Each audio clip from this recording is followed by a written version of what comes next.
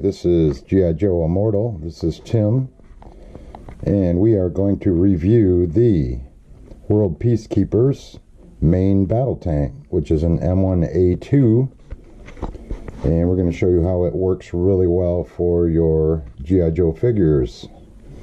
Well, some of them anyway. So we will be right back. Okay, well, we're going to start out first is with the newer figures, which are close to 4-inch. We'll use Duke for this. Now, Duke, as far as on this side, he doesn't fit really well. So I'm not sure if I would use, I mean, they're okay to use outside the tank. They work in scale that way. But as far as placing them in the vehicle, I mean, it's quite a chore, and you almost got to force them in there. I don't really like working it that way. But on this side, it works a little better, and you do have to raise their arms up a little bit. Oh, there goes his hat. Don't want to lose that. Get his hat out of here. Okay, and still he has a hard time fitting in there. Mainly because of his butt's a little too big. So these size figures don't really fit inside the vehicle very well. Just to let you know. Now, the 80s and 90s figures, if they have big pockets like Gung Ho, they have the same problem. They can't really fit in there very well. And you can't, they just don't fit. But you can take somebody like Salvo, raise his arms up a little bit so they fit in there nice. And Salvo fits right in there, no problem. So he's a good figure for that. And him being in the commander's position, you'd want to have him actually facing the other way so he could use the viewer, because that's what that is. That's the command station. Now to get him out,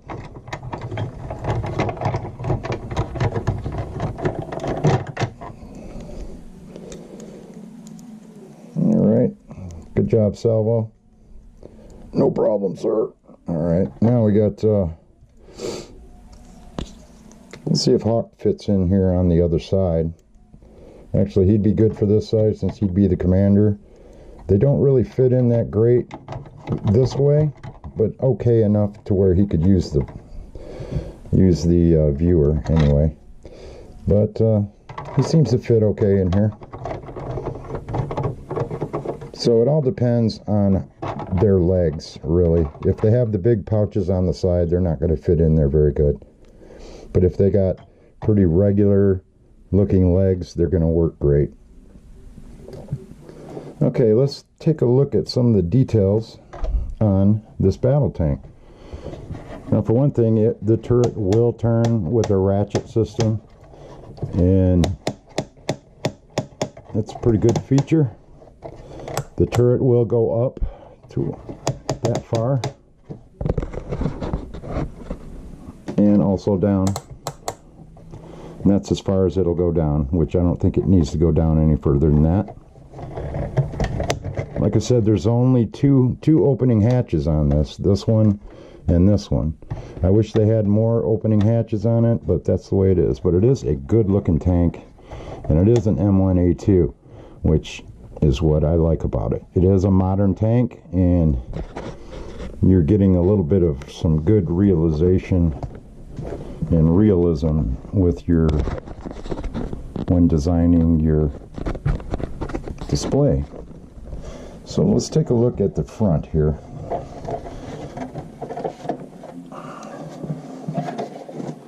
Let me get my flashlight so you can see a little better. As you can see, there's the front. There's really no carpet snaggers or anything under there. If my flashlight will work here. Okay, and then we do have these tracks, which are plastic, but they are movable, and I'm going to demonstrate that here in a second. We have some really good, that's a little dusty up there, but I mean, there's some really good detail, and they did a really nice job detailing this tank. If my flashlight will stay on here. Can't get a good flashlight anymore, I guess. There you have the, okay. There's the top of the tank turret right here. You can see here it's got a really good detail. And the machine guns here are really nicely detailed too. And plus you can put all of your accessories on the side here. Those are chaff guns that if they're targeted and somebody's firing at them, you can shoot chaff off and explode the ordnance before it hits you. But it does have the armament on the sides protecting the top of the turret. And then as you can see, you got all these hatches on the side, and it's too bad that they didn't open. At least one of them did anyway, but I imagine that's where the track is going, and they probably didn't have enough room. But there's no excuse for not having this one open. This one should open right there, and you should be able to put a figure up here, but they don't. So you can get at least 2 figures in here. There's no foot pegs or anything like that here to carry other figures like that. But you can see there's the big radiator and all that in the back. So it is a really nicely detailed tank. And there's a couple extra fuel cans or water cans or oil or whatever. And let me turn this around the other way so we can take a look at the back.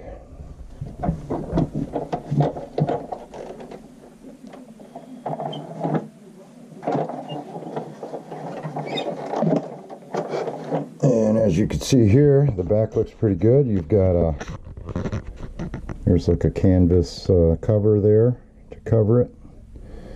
And you've got the tail lights here. All this you can modify yourself. I mean, I could go through and dry brush this thing and make it look really cool. But I think I'm going to end up just repainting the whole thing and making it look cool. I haven't decided whether I'm going to use this for Cobra. I do have quite a few his tanks, and some of the newer ones, but a main battle tank for Cobra would look really cool.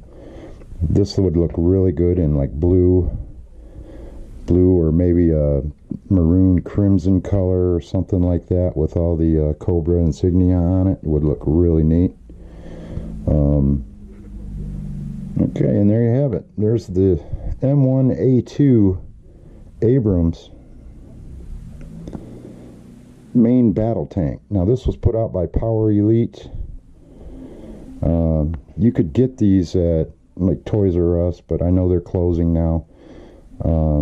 But I got mine at Big Lots. I don't know if you guys have Big Lots in your area, but Big Lots had them, and I'm sure you can find some online.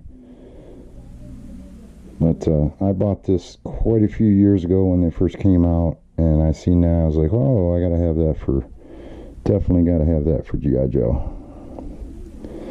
And we'll take a look at the movement, which it will move.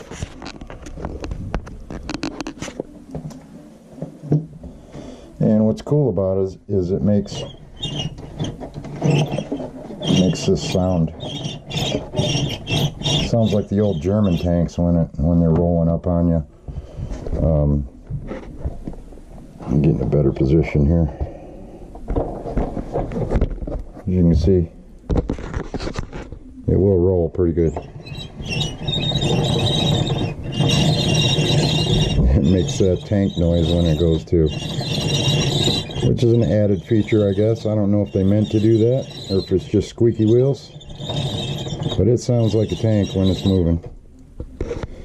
And I know back in World War II, when they heard those things rolling up on them, their heart must have been pumping 120 beats per minute or faster, because that would just strike terror into you, hearing that and having the ground shake when these things roll up on you. That would be totally unbelievable. But there you have it. That's the M1A2 Abrams main battle tank made by Power Elite, and it will work great. And Hawk says he approves. I approve. But another great display item for your real American hero G.I. Joes. This is Tim from G.I. Joe Immortal, and we'll see you again next time. And make sure that you hit the subscribe and the like button, and hit the bell if you want to be notified when I have some new material coming out. And I just like to I find some cool vehicles and whatnot for G.I. Joe scale, and if I think they're interesting enough and cool enough for you guys to check out, I will put them on here for sure, because I love displaying some of these and actually just getting these to mod out as a hobby and repaint them and redesign them into what I like. And this is a good candidate for a nice modern tank for Cobra. So that's the M1A2 Abrams, and we'll see you again. Make sure you hit that subscribe button. This is Tim from G.I. Joe Immortal. Yo Joe!